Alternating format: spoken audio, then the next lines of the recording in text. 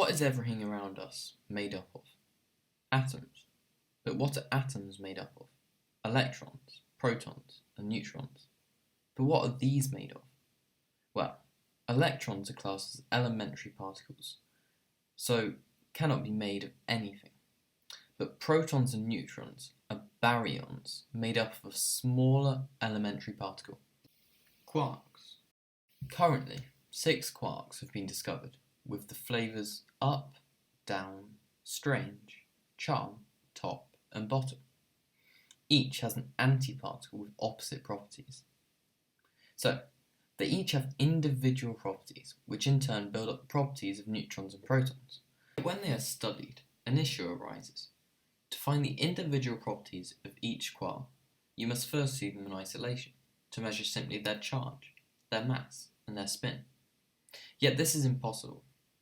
A phenomenon, aptly named Quark Confinement, proposed by the physicist Gell-Mann, states that a particle cannot be isolated and therefore cannot be directly observed under normal conditions.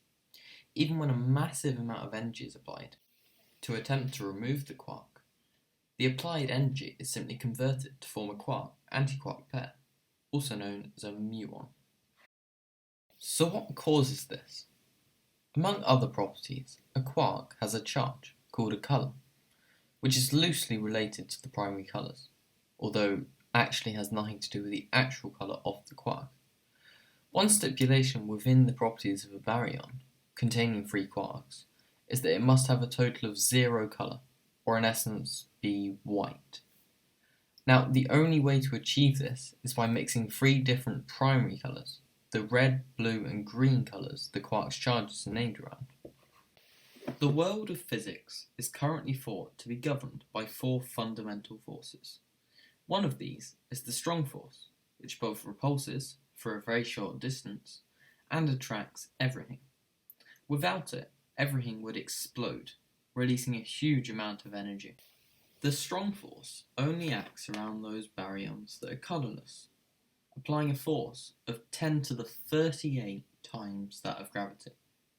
This cannot be overcome without extreme amounts of energy over large distances, which would form the muon previously mentioned.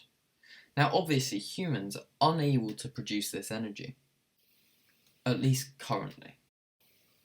But what if we could? The next challenge in quantum physics is this. What could we observe or gain from a quark in complete isolation?